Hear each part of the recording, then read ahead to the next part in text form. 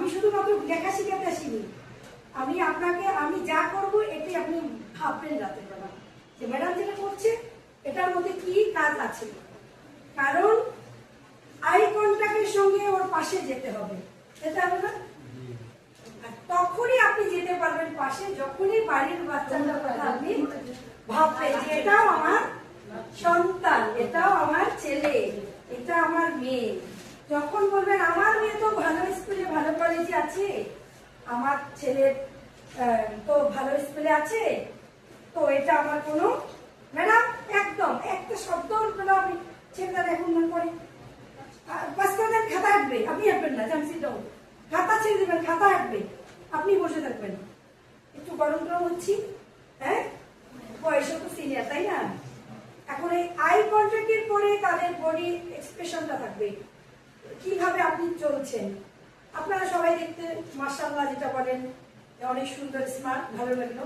টিচারকে একটু সুন্দর হতে হয়, টিচারকে একটু স্মার্টনেস থাকতে হয়, টিচারকে একটু ডেকোরেটিভ হতে হয়, তাই না?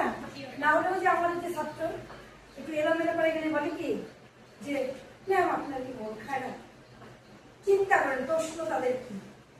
তো এই জায়গাটা থেকে আমাদের স্যার বিস্তারিত আলোচনা করবে।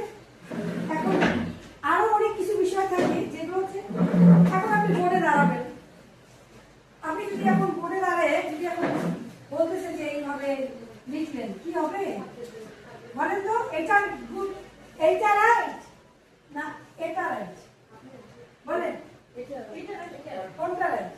আমার আজকে আমাকে দেখবেন, ও বোর্ডকে পরে দেখাবো, এইভাবে দাঁড়ানো তো রাইট না এইভাবে দাঁড়ানো রাইট?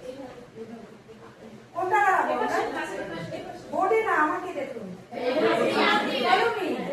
তাহলে এইভাবে দাঁড়াতে হবে আমাকে। যখন আমি বোর্ডে কারোর সঙ্গে কথা বলবো অবশ্যই বোর্ডে আমার বোর্ডের দিকেও আমার লেখা থাকবে, সাথে যেন আমার মানে যারা আমার শিখছে তারা যেন শিখতে পারে।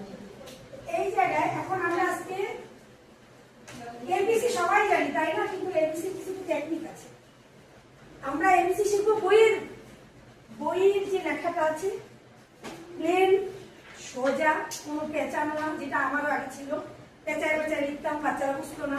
তারপর আমারও ওই লিগল স্যারের ট্রেনিং করার সুযোগ হয়েছিল, তারপর পেঁয়াজগুলোকে কেটে